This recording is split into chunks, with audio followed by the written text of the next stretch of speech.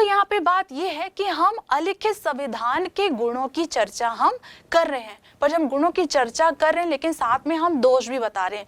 क्यों दोष बता रहे हैं? क्योंकि जो अलिखित संविधान है, अगर प्रैक्टिकली हम देखें तो ये उतनी सक्सेसफुल हमें नजर नहीं आती। अगर हम राजतंत्र की बात करें या मुगल साम्राज्य की बात करें या ब्रिटिश शासन की भी बात करें, तो यहाँ पर भी कुछ ना संविधान है या प्रशासनिक नियम कानून वो ज़रूर बनाते थे और उसको लिखते भी थे। तो यहाँ पर हम देखेंगे कि जो अलिखित संविधान है वो सक्सेसफुल ज़्यादा नहीं हो पाता, उसको लिखना भी ज़रूरी होता है। दुनिया के अधिकांश देशों ने लिखित संविधान को अपनाया है, पर जब हम गुणों की चर्चा कर रहे थे तो हमने उनके दोषों की भी चर्चा की है। दोषों की चर्चा की है, कहने का मतलब ये है कि अलिखित संविधान के गुण कम हैं पर उसके दोष ज्यादा हैं। आइए हम देखते हैं कि अलिखित संविधान के दोष क्या हैं। अलिखित संविधान का जो पहला जो दोष है वो है अस्पष्ट और अनिश्चित। इसकी अधिकांश बातें लिखित ना होने के कारण यह अस्पष्ट और अनिश्चित होती है। संविधान की व्याख्या में कठिनाइयों के साथ साथ उसके किसी धारा के संबंध में भी विवाद हो सकता है। संविधान को निश्चित करने व स्पष्ट करने के लिए बार बार परिवर्तन की आवश्यकता पड़ती है। यहाँ पर हम देखेंगे कि जो ब्रिटेन है और जो न्यूजीलैंड है, यहाँ पर अलिखित संविधान है और यह संविधान सक्सेसफुल है। क्यों है? क्योंकि ये जो देश हैं इनका क्षेत्रफल भी छोटा है, इनकी जनसंख्या भी बहुत कम है और इनके इतिहास को देखें तो इनके इतिहास में भी हमें एकरूपता देखने को मिलती है। लेकिन क्या संघात्मक राज्यों में, जहाँ पर जनसंख्या भी बहुत है और क्षेत्रफल भी बहुत है, वहाँ पर एक जगह या केंद्र सरकार के पास ही शक्ति नहीं दी जा सकती है, राज्यों को भी शक्ति देना जरूरी है। तो यहाँ पर शक्ति का जो विभाजन है वो हमें देखने को मिलता है, और शक्ति का विभाजन है तो जाहिर सी बात है कि उसका स्पष्ट उल्लेख करना भी जरूरी है। आइए हम एक उदाहरण देखते हैं अमेरिका का देखें तो अमेरिका में औपनिवेशिक शासन था ब्रिटेन का, और सारी जो शक्तियां थी वो ब्रिटेन के पास होती थी। मध्यवर्ती सरकार के पास कोई शक्ति नहीं है, निचली सरकार के पास कोई शक्तियां नहीं है। तो ऐसे में जब अमेरिका का संविधान बनाया गया तो वहाँ पर स्पष्ट उल्लेख किया गया कि जो मध्यवर्ती जो सरकार है उनके पास शक्तियाँ होंगी और राज्य चाहे तो वो संघ से अलग हो सकता है।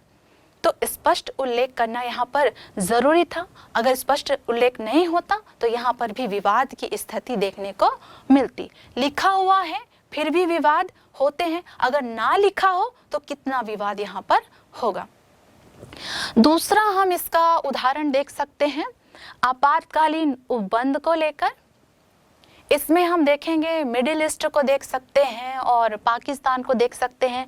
जब भी यहाँ आपात की जब स्थिति आती है तो ये जो देश हैं उस स्थिति से जल्दी उबर नहीं पाते हैं। 5 से 6 साल जो है इनको लग जाते हैं उस कंडीशन से उबरने के लिए, और इनका जो देश जो है इस आपात स्थिति के कारण 20 से 25 वर्ष तक ये पीछे चला जा सकता है। और इसका हम एक और उदाहरण देख सकते हैं भारत का। भारत में जैसे शिक्षा का अधिकार रखा गया है अनुच्छेद 21A में, इसमें ये प्रावधान है कि जो गरीब बच्चे हैं उनको निःशुल्क शिक्षा दी जाएगी, जिसमें हम ये भी देखते हैं कि जो प्राइवेट जो स्कूल है एक निश्चित मात्रा में गरीब जो बच्चे हैं उनको निःशुल्क शिक्षा देंगे, जिसके लिए वो बाध्य नहीं है। यदि हम इसको भारत की संस्कृति पर, प्रथा और परंपराओं के ऊपर अगर हम छोड़ दें तो ये जो शिक्षा का जो अधिकार है ये प्राप्त होने में 50 वर्ष या उससे भी अधिक वर्ष यहाँ पर लग जाएगा। तो हम इतना समय हम वेट करें कि प्रथा और परंपरा के आधार पर नहीं। इसलिए संविधान को लिखना ज़्यादा महत्वपूर्ण है। लिखने से स्पष्टता आती है और निश्चितता आती है, इसलिए लिखित संविधान होना ज़रूरी है। दूसरा है अस्थिर व लचीलापन। अलिखित संविधान परिवर्तनशील या लचीला होता है। इस कारण आवेश में आकर निहित स्वार्थों की पूर्ति के लिए अविवेकपूर्ण, अन्यायपूर्ण और जनहित के विरुद्ध संशोधन किए जाते हैं। अतः अलिखित संविधान उक्त कारणों से अस्थायी और कमजोर होता है। इसका जो उदाहरण है वो है रूस और चीन।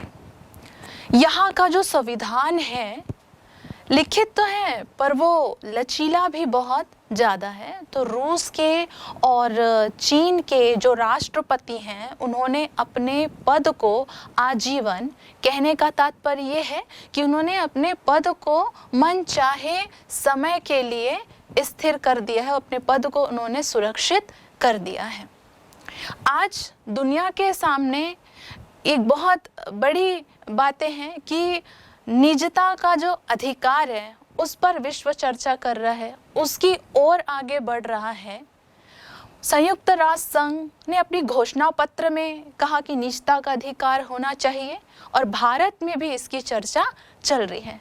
पर ऐसा देश चीन और रूस जहाँ के राष्ट्रपति ने अपने पद को सुरक्षित रख लिया है, यहाँ पर अगर राष्ट्र की सुरक्षा को लेकर अगर ये प्रश्न उठे कि राष्ट्र की सुरक्षा सर्वोपरि है और इसके लिए सारे जो नागरिक हैं उनके फ़ोन को टैप किया जाएगा, तो ये आसानी से इस नीति को क्रियान्वित कर सकते हैं।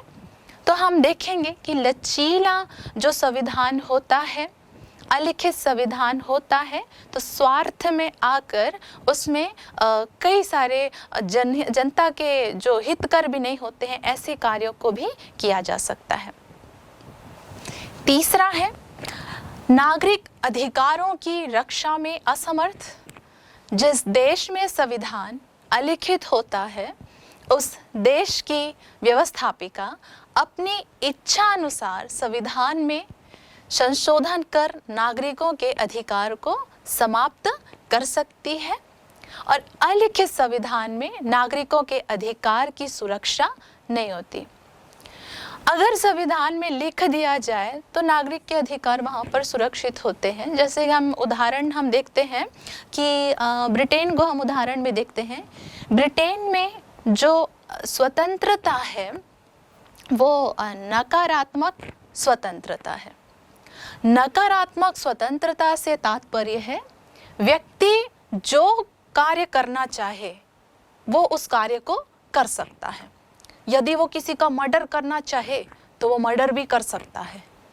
यहाँ पर अगर संसद को लगता है कि ये अधिकार इनके पास नहीं होने चाहिए या न्यायपालिका को ऐसा लगता है कि ये अधिकार इनके पास नहीं होने चाहिए, तो जब तक संसद या न्यायपालिका उस अधिकार को खारिज ना कर दे तब तक वो व्यक्ति उस कार्य को कर सकता है। पर भारत है और अमेरिका है, यहाँ पर जो स्वतंत्रता है वो सकारात्मक स्वतंत्रता है। यहाँ पर व्यक्ति अपने अधिकारों का प्रयोग जो है वो कर सकता है, पर व्यक्ति के अधिकार से दूसरे व्यक्ति के जीवन में कोई कष्ट नहीं आने चाहिए। तो अगर हम बात करें फिर से ब्रिटेन की, तो ब्रिटेन में वहाँ के नागरिकों को, जबकि वहाँ प्रजातंत्र 1688 से 1689 में स्टार्ट हुआ है, फिर भी वहाँ के लोगों को महिला मताधिकार के लिए लड़ना पड़ा। क्यों लड़ना पड़ा? क्योंकि वहाँ पर संविधान जो है अलिखित है और परिवर्तनशील है। यहाँ पर नागरिकों के अधिकारों की रक्षा की कोई गारंटी नहीं है। पर भारत में देखिएगा, भारत में जो वर्ण व्यवस्था थी उसको समाप्त करने के लिए अनुच्छेद 15(2) बनाया गया है, जिसमें हम देखते हैं कि कोई भी व्यक्ति भारत में किसी भी कुआं है, तालाब है, घाट है, मार्ग है, इसका उपयोग वो कर सकता है। ऐसा क्यों? क्योंकि संविधान में लिखा है और अधिकार दिया गया है। तो लिखित होते हैं अधिकार संविधान में, इससे नागरिकों की अधिकारों की सुरक्षा होती है। संघात्मक राज्यों का हम एक उदाहरण हम देखते हैं। जब ब्रिटेन ने उपनिवेश बनाना आरंभ किया तब उन्होंने देखा और ये महसूस किया कि हमारा जो ब्रिटेन है ये तो छोटा सा है और यहाँ पर हम एकात्मक व्यवस्था के अनुसार हम शासन करते हैं, पर जो हमारा उपनिवेश है ये बहुत बड़ा है, हमसे 10-12 गुना बड़ा है, तो हम यहाँ पर शासन कैसे करें। शुरुआत में तो उन्होंने एकात्मक शासन ही किया, पर उनको एहसास हो गया कि हम एकात्मक शासन नहीं कर पाएंगे, यहाँ हमें राज्यों को शक्ति देना ज़रूरी है। फिर उन्होंने संघात्मक व्यवस्था के द्वारा शासन करना शुरू किया। संघात्मक व्यवस्था में राज्यों को शक्ति देनी शुरू करी। ब्रिटिश जो हैं महत्वपूर्ण जो विषय हैं जैसे कि प्रतिरक्षा है, विदेश है, संचार है, इन महत्वपूर्ण विषयों को अपने पास रखते थे और बाकी सारे जो विषय होते थे उसके लिए राज्यों को शक्ति दी होगी। तो ये संघात्मक व्यवस्था के लिए जो लिखित संविधान और शक्ति का विभाजन ज़रूरी होता है। और यहाँ पर ये भी देखिएगा क्योंकि शक्तियाँ बटी हुई हैं तो जाहिर सी बात है कि विवाद होंगे ही होंगे, इसलिए लिखित संविधान होना चाहिए। और भारत जो है और अमेरिका है यहाँ लिखित संविधान है, फिर भी यहाँ विवाद देखने को मिलता है। तो इसी से ये पता चलता है कि अलिखित में कितना विवाद यहाँ पर होगा। ज़रूरी नहीं है कि बड़ा क्षेत्रफल हो, बड़ी जनसंख्या हो तो ही संघात्मक व्यवस्था होगी। स्विट्ज़रलैंड जो है एक छोटा सा देश है और वहाँ पर भी संघात्मक व्यवस्था है। क्यों है? क्योंकि स्विट्ज़रलैंड में फ्रेंच भी हैं, स्वीडिश भी हैं और जर्मन भी हैं, ये सारे लोग वहाँ पर रहते हैं। तो इस विविधता की वजह से भी वहाँ संघात्मक शासन प्रणाली को अपनाई गई है। पांचवा, राजनीतिक दलों के हाथों का खिलौना। अलिखित संविधान में साधारण बहुमत से आसानी से ही संविधान संशोधन हो जाते हैं। सदैव यह खतरा बना रहता है कि जो भी सत्ता में आता है वह अपने हित के लिए अपनी इच्छानुसार संविधान में परिवर्तन कर लेता है। इस प्रकार अलिखित संविधान सत्तारूढ़ दल, बहुमत या उनके नेताओं के हाथों का खिलौना बनकर रह जाता है। हम देखें अलिखित संविधान को तो अलिखित संविधान बहुत कम देशों में है, 3-4 ही देशों में होगा और वहाँ बहुत अच्छी व्यवस्था चल रही है, राजनीतिक दलों के हाथों का खिलौना बना नहीं है। तो हम थोड़ा पीछे जाकर देखते हैं अन्य देशों को। तो हम प्रथम विश्व युद्ध की बात करें और जर्मनी को देखें तो प्रथम विश्व युद्ध में जर्मनी को युद्ध में धकेलने वाला और बर्बाद करने के पीछे राजनीतिक दलों का ही हाथ था। तो प्रथम विश्व युद्ध और हिटलर के पहले अगर हम जर्मनी को देखें तो जर्मनी में बहुदलीय प्रथा थी, बहुदलीय व्यवस्था थी और इस बहुदलीय व्यवस्था में जो व्यापारी थे, व्यापारियों का बहुत ज़्यादा इसमें प्रभाव था।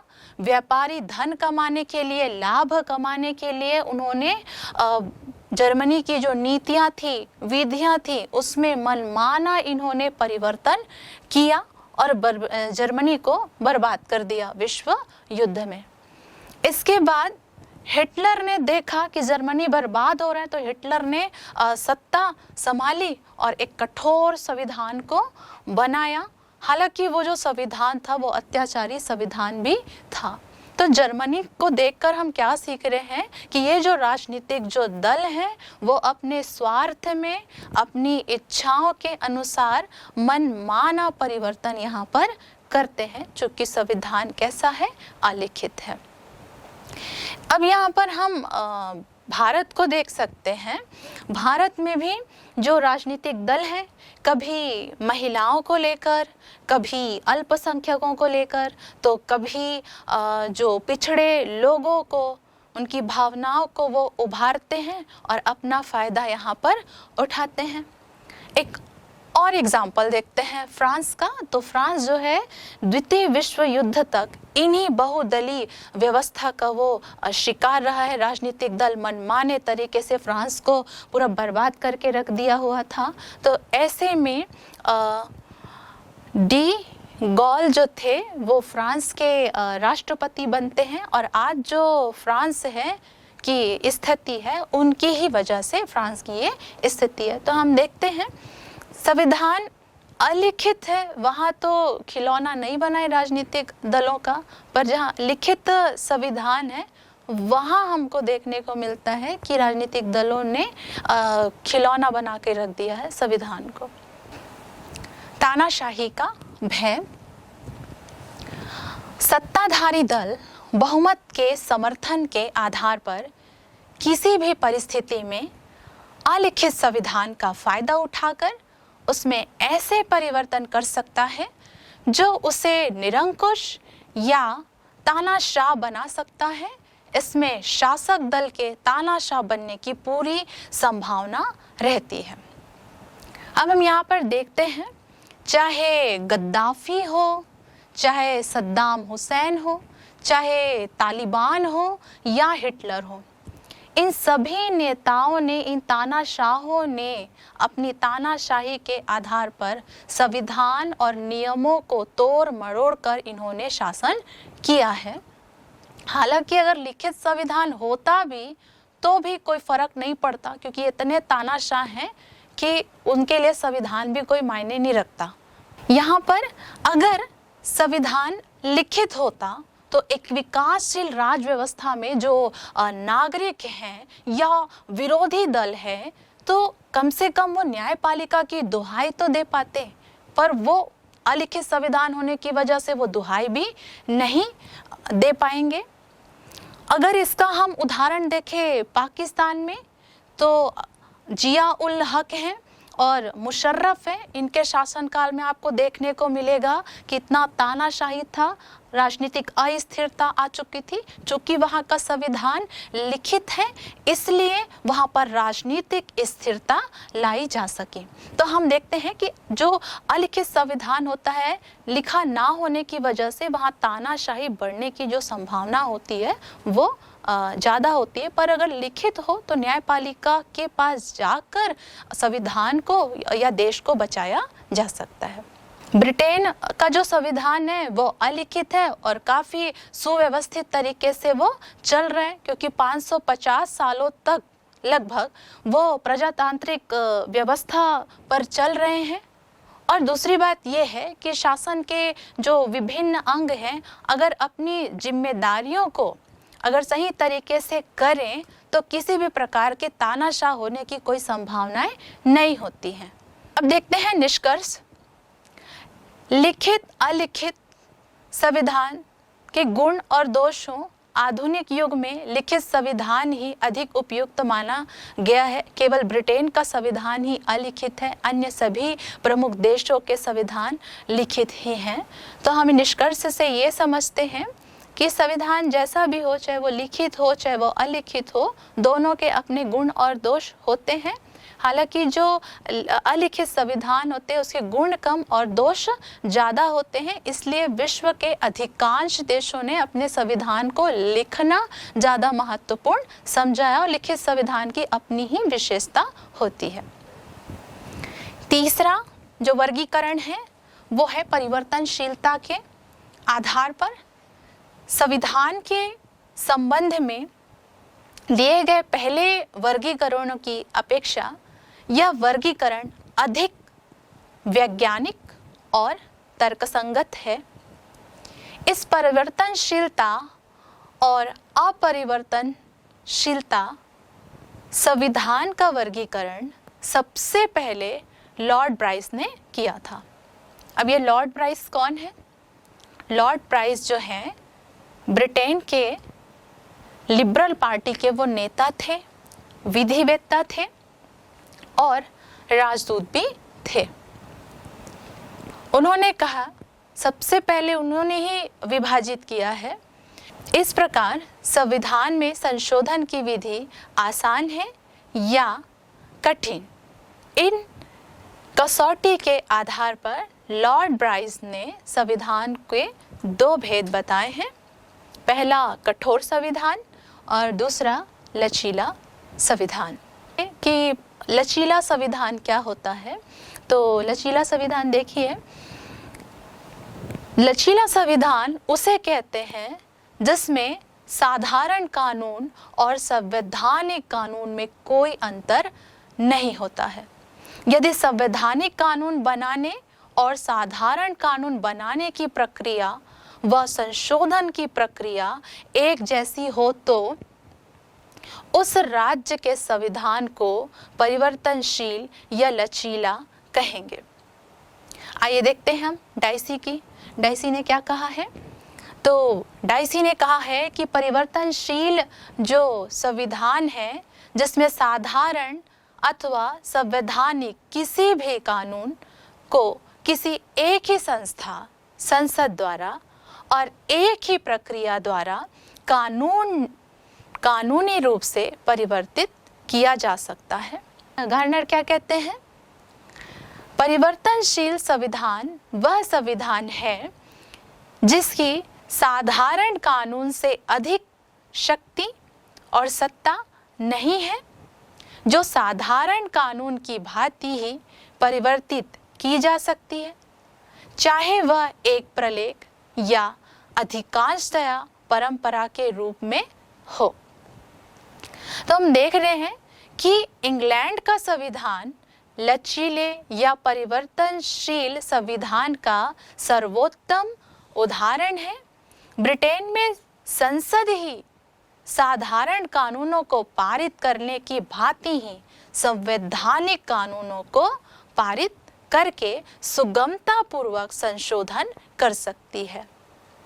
प्रोफेसर टेम्पले ने स्पष्ट यहाँ पर लिखा है कि ब्रिटेन या इंग्लैंड की संसद में साधारण कानून को बदलने और संवैधानिक कानूनों में संशोधन करने के लिए एक ही प्रक्रिया है। इंग्लैंड में कुत्तों पर कर लगाने के कानून और सामंतों को समाप्त करने के कानून, इन दोनों की प्रक्रिया के बीच में कोई अंतर नहीं है। राष्ट्र के विकास में सहायक परिवर्तनशील संविधान को आवश्यक परिस्थितियों के अनुसार परिवर्तित करके राष्ट्र के विकास या प्रगति में की जा सकती है। उदाहरण के लिए हम ब्रिटेन के पिछले 1500 वर्षों के इतिहास को ले सकते हैं, जिसमें संविधान के लचीलेपन या परिवर्तनशीलता के कारण ही वहाँ का राजनीतिक जीवन बिना किसी उतार चढ़ाव के, बिना अशांति के निरंतर प्रगति की ओर बढ़ता रहा है। तो ये जो लचीला जो संविधान है, अगर हम ब्रिटेन का उदाहरण देख रहे हैं तो ब्रिटेन तो काफ़ी प्रगति किया है लचीले संविधान के अनुसार, पर अमेरिका को देखिएगा वो कठोर संविधान है। और कठोर संविधान में आप देखिएगा कि वहाँ के राज्यों को ये अधिकार मिला है कि वो संघ से अलग हो सकते हैं। भारत का भी जो संविधान है वो भी कठोर संविधान है, पर फर्क इतना है कि भारत के जो राज्य हैं वो संघ से अलग नहीं हो सकते। पर भारत ने भी ऐसी नीतियां बनाई हैं जिससे जो भारत है तरक्की कर रहा है, राष्ट्र का विकास कर रहा है। बात हम करें द्वितीय विश्व युद्ध की, तो द्वितीय विश्व युद्ध से पहले और द्वितीय विश्व युद्ध के बाद दोनों ही स्थितियों में हम ब्रिटेन और अमेरिका को देखते हैं। द्वितीय विश्व युद्ध के पहले जो ब्रिटेन था काफ़ी धनी था और शक्तिशाली था, पर द्वितीय विश्व युद्ध के बाद ब्रिटेन काफ़ी कमज़ोर हो गया और आर्थिक रूप से भी उतना शक्तिशाली नहीं रहा। पर जो अमेरिका है वो काफ़ी शक्तिशाली और धनी भी रहा। वहाँ का संविधान कठोर है, पर उस कठोर संविधान के होते हुए भी उन्होंने बहुत विकास किया, इतना विकास किया कि उसने ब्रिटेन को भी पीछे छोड़ दिया। ब्रिटेन से भी आगे अमेरिका उन्नति में है, और अमेरिका इतना ज़्यादा उन्नत है कि उसने कई सारे राज्यों को भी उन्नत बनाया है। चूँकि वो धनी है, उन्हें कई सारे राज्यों को जो उधार हैं वो दिए हैं, उनकी अर्थव्यवस्था को ऊंचा उठाया है। ब्रिटेन 500 वर्षों से शासन कर रहा है और अमेरिका 200 वर्षों से शासन किया। तो 200 वर्ष में शासन किया, कठोर संविधान है, फिर भी वो ब्रिटेन से आगे है उन्नति में। तो यहाँ पर देखने वाली बात है कि संविधान लचीला है तो भी वो उन्नति कर सकता है, और कठोर है तब भी वो उन्नति कर सकता है। इसमें लचीला होना या कठोर होना इतना महत्वपूर्ण नहीं है। दूसरा, संकट काल के लिए उपयुक्त। परिवर्तनशील संविधान का सबसे बड़ा गुण यह है कि उसकी लोचशीलता के कारण उसे संकट काल में शीघ्र और सुगमता पूर्वक परिवर्तित या संशोधित किया जा सकता है। उदाहरण में प्रथम विश्व युद्ध, तो हम संकट काल के लिए उपयुक्त है, संकट काल के लिए उपयुक्त है लचीला संविधान। जैसे ब्रिटेन को देखिए, संविधान यहाँ का लचीला है, और जब प्रथम विश्व युद्ध हुआ या द्वितीय विश्व युद्ध हुआ तो वहाँ पर हम देखेंगे कि संसद का कार्यकाल बढ़ा लिया गया। क्यों बढ़ा लिया गया? क्योंकि संविधान लचीला था। प्रधानमंत्री को बदल दिया गया। क्यों बदल दिया? क्योंकि संविधान लचीला है। मंत्री परिषद को युद्ध संचालन के लिए विशेष अधिकार दिए गए। अगर लिखित संविधान होता या कठोर संविधान होता तो शायद इतना बड़ा जो डिसीजन है जो ब्रिटेन ने लिया वो नहीं ले पाते। भारत की तरफ देखते हैं। भारत में, अब जरा भारत की ओर देखिएगा। भारत में संकटकालीन स्थिति आई है और भारत में जो अधिकार है वो संसद के पास है कि भारत के किस क्षेत्र को किसी दूसरे देशों को देना है या किसी दूसरे क्षेत्र को भारत में विलय करना है। ये जो शक्ति जो है वो संसद के पास होती है। जब संकट काल की स्थिति आई तब भारत ने लाहौर तक को कब्जे में कर लिया था, पर लाहौर को भारत में नहीं मिला सकते क्योंकि ये जो अधिकार है वो संसद के पास है। तो ये कठोर संविधान होने की वजह से ये हमें नुकसान तो हुआ है, पर ये भी देखिएगा कि कभी भी युद्ध में भारत हारा नहीं है। संविधान की वजह से हमें हार का सामना कभी देखने को नहीं मिला है। कर सकते हैं। एक और उदाहरण देखते हैं हम अमेरिका का। अमेरिका का जो संविधान है वो कठोर संविधान है। कठोर संविधान होते हुए भी अमेरिका जो चाहता है वो कर लेता है। तो यहाँ पर आप देखिएगा, ब्रिटेन लचीला संविधान है इसलिए वो जैसा चाहे वैसा डिसीजन वो ले लेता है, पर अमेरिका कठोर संविधान होते हुए जैसा चाहे वैसा डिसीजन ले लेता है। पर भारत कठोर संविधान है पर वो बिना संसद के स्वीकृति के या बिना संसद के वो कोई भी डिसीजन वो नहीं ले सकता है, जबकि भारत का संविधान भी लिखित और कठोर संविधान है। तीसरा है क्रांति की संभावना नहीं।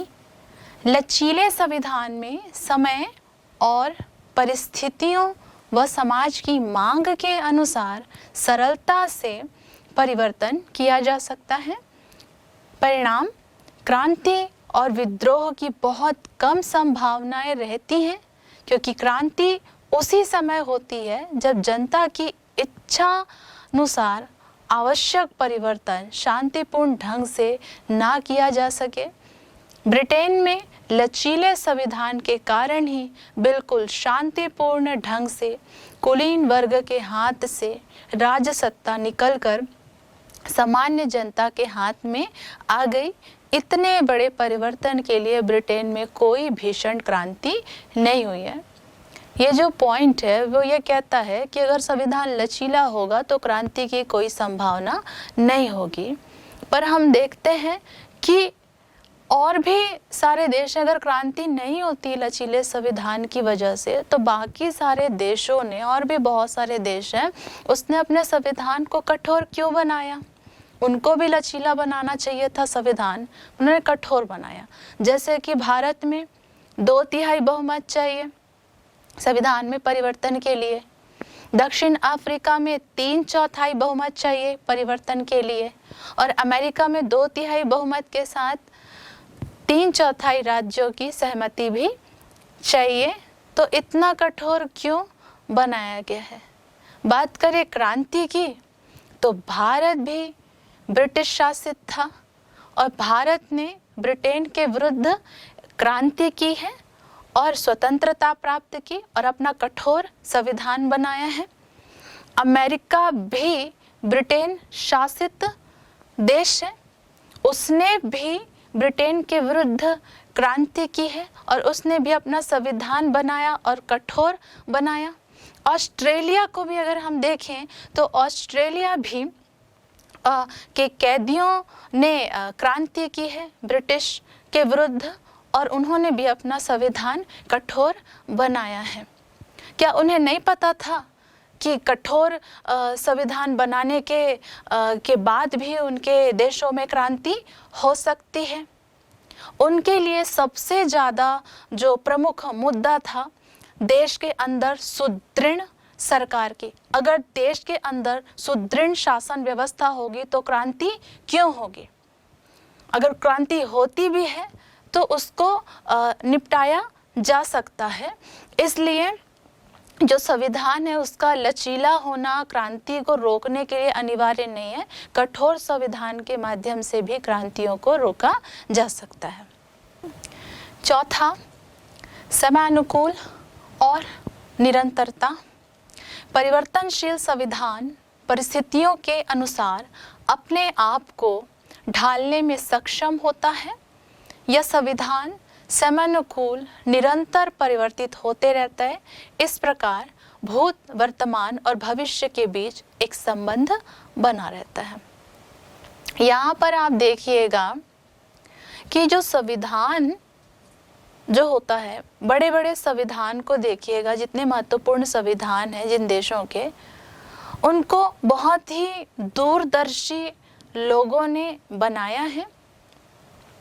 चाहे वो ऑस्ट्रेलिया का संविधान हो या भारत का संविधान हो या अमेरिका का संविधान देखिएगा। जैसे भारत का संविधान, ऑस्ट्रेलिया का संविधान और अमेरिका का संविधान देखिए। भारत में जब पंचायतों की आवश्यकता हुई तो भारत ने बहुत ही सरलता के साथ संविधान में पंचायतों का उपबंध किया गया। जबकि भारत का संविधान कठोर संविधान है, पर आवश्यकता को ध्यान में रखकर यहाँ पर परिवर्तन किया जा सका। ऑस्ट्रेलिया का संविधान, ऑस्ट्रेलिया कैदियों के द्वारा बसाया गया देश है, उन्होंने भी अपने देश का संविधान बहुत ही अच्छा बनाया है।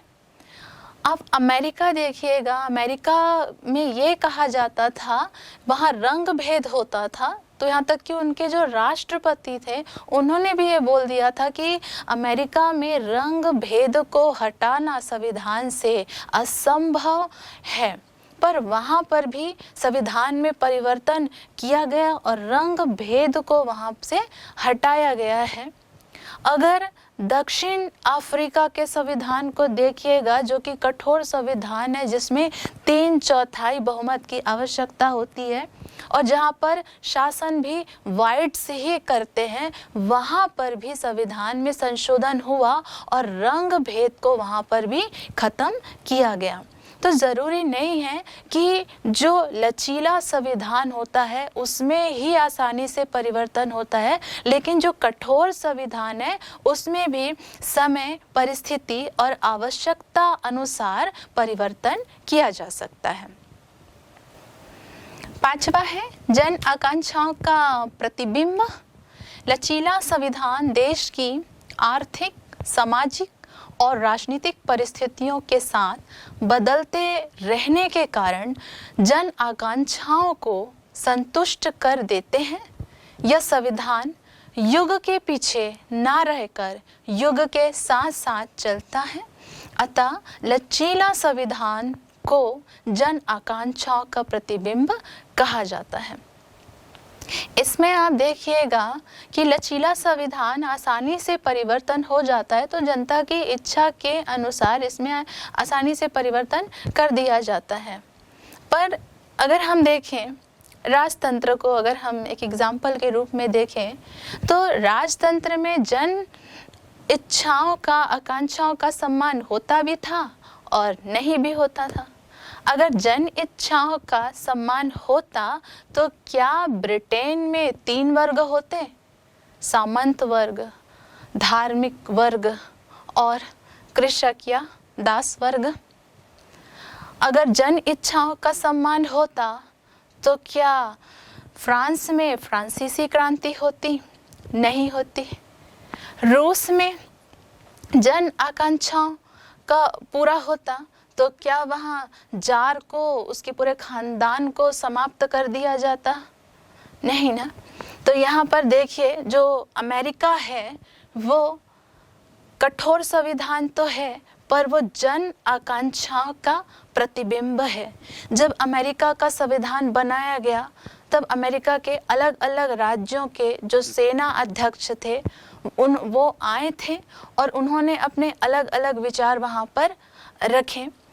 यहाँ पर ये भी देखिएगा कि अमेरिका जो है वो ब्रिटिश उपनिवेश था, लेकिन उसने ब्रिटेन को A to Z उसने कॉपी नहीं किया। जैसे कि ICS का पद है वो ब्रिटिश संविधान का है, लेकिन अमेरिका ने वो पद नहीं लिया। उन्होंने अपने देश की प्रशासनिक व्यवस्था के लिए कोई दूसरी व्यवस्था उन्होंने की। लेकिन भारत ने जो ICS का जो पद है वो ब्रिटेन से ग्रहण किया है।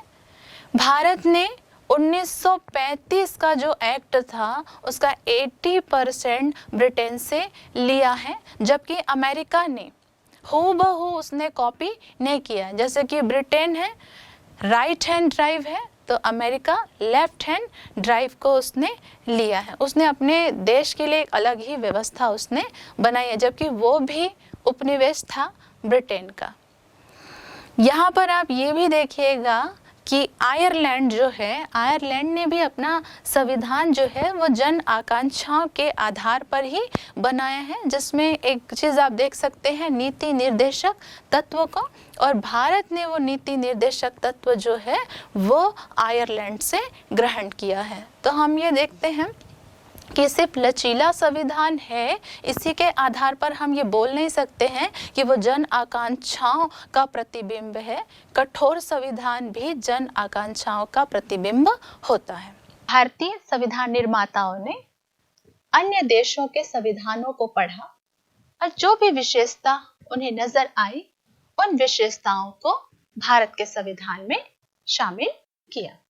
तो आइए हम भारत के संविधान के कुछ स्रोत हैं उसको हम देखते हैं। जैसे भारत शासन अधिनियम 1935, इनसे संघात्मक व्यवस्था, राज्यपाल का पद, न्यायपालिका, लोक सेवा आयोग, आपातकाल, उपबंध और प्रशासनिक व्यवस्था, ये हमने भारतीय शासन अधिनियम 1935 से लिया है। ऑस्ट्रेलिया, ऑस्ट्रेलिया से हमने अनुसूची 12 अनुसूची जो है हमारे पास, तो अनुसूची जो है वो हमने ऑस्ट्रेलिया से लिया है। अंतरराज्यीय या अंतरराष्ट्रीय व्यापार और वाणिज्य की स्वतंत्रता, ये भी ऑस्ट्रेलिया से ही लिया है। संसद का संयुक्त अधिवेशन, दोनों सदन साथ में अधिवेशन होता है, तो वो हमने ऑस्ट्रेलिया से लिया है। कनाडा, कनाडा से हमने संघात्मक शासन में शक्तिशाली केंद्र, संघात्मक शासन में शक्ति का विभाजन होता है पर केंद्र को ज्यादा शक्तिशाली बनाया। अवशिष्ट शक्तियां केंद्र के पास होंगी, अमेरिका भी संघात्मक देश है, लेकिन अमेरिका भी संघात्मक देश है, पर वहां अवशिष्ट शक्तियां केंद्र के पास नहीं किंतु राज्यों के पास होती हैं, पर भारत में अवशिष्ट शक्तियां केंद्र के पास होती हैं। तो ये विशेषता हमने कनाडा से लिया है। राज्यपाल की नियुक्ति केंद्र के द्वारा, सर्वोच्च न्यायालय का परामर्शदात्री रूप, सर्वोच्च न्यायालय के जो न्यायाधीश हैं वो राष्ट्रपति को परामर्श देते हैं। ये हमने कनाडा से लिया है। आयरलैंड से हमने राज्य के नीति निर्देशक तत्व लिया। राज्यसभा में 12 सदस्यों का मनोनयन, ये भी हमने आयरलैंड से लिया है। और राष्ट्रपति के निर्वाचन की प्रणाली, अनुपातिक प्रतिनिधित्व की प्रणाली, ये भी हमने आयरलैंड से लिया है। जापान, विधि द्वारा स्थापित प्रक्रिया, ये हमने जापान से लिया। रूस, मौलिक कर्तव्य, प्रस्तावना में जो आदर्श है सामाजिक, आर्थिक, राजनीतिक न्याय की, ये भी हमने रूस से लिया है। यूके या ब्रिटेन से संसदात्मक शासन, विधि का शासन, संसदीय प्रक्रिया, एकहरी नागरिकता। भारत संघात्मक देश है और संघात्मक देश में 2 प्रकार की नागरिकता होती है, पर भारत संघात्मक होते हुए भी एकहरी नागरिकता को अपनाया है, जो उसने ब्रिटेन से लिया है। मंत्रिमंडल व्यवस्था, संसद के विशेषाधिकार और द्विसदनात्मक व्यवस्थापिका, ये भी ब्रिटेन से लिया गया है। अमेरिका से मौलिक अधिकार, स्वतंत्र न्यायपालिका, न्यायिक पुनर्विलोकन, राष्ट्रपति पर महाभियोग, सर्वोच्च न्यायालय और उच्च न्यायालय के न्यायाधीशों को पद से हटाने और उपराष्ट्रपति का पद, ये हमने अमेरिका से लिया है। जर्मनी, संकट काल या आपातकाल में मौलिक अधिकार का स्थगन, ये हमने जर्मनी से लिया है। दक्षिण अफ्रीका, संविधान में संशोधन और राज्यसभा के सदस्यों का निर्वाचन, ये दक्षिण अफ्रीका से लिया गया। फ्रांस, गणतंत्र और प्रस्तावना में जो आदर्श है स्वतंत्रता, समानता और भ्रातृत्व, ये हमने फ्रांस से लिया है।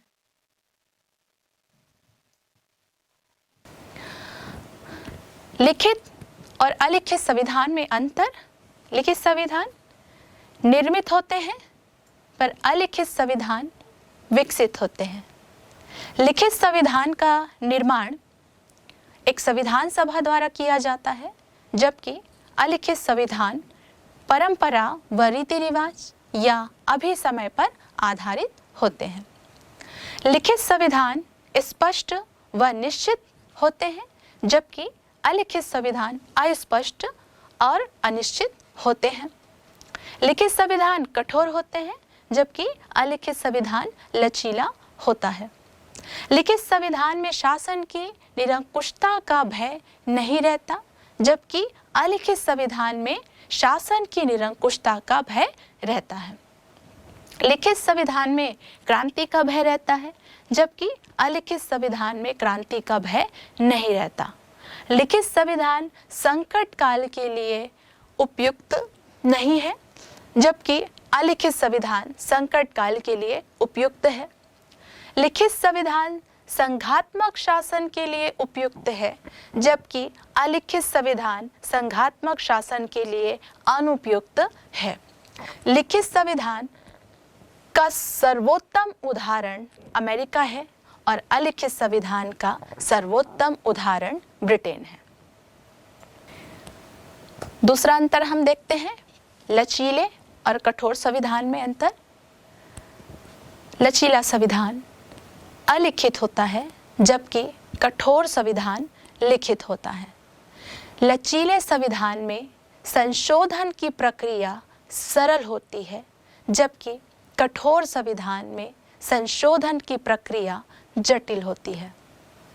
लचीले संविधान साधारण कानून तथा संवैधानिक कानून में अंतर नहीं किया जाता, जबकि कठोर संविधान में साधारण कानून और संवैधानिक कानूनों में अंतर किया जाता है।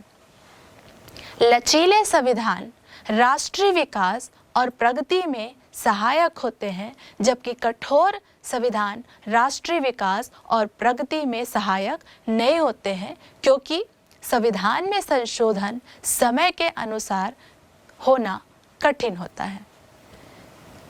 लचीला संविधान संकट काल के लिए उपयुक्त होता है, जबकि कठोर संविधान संकट काल के लिए अनुपयुक्त होता है।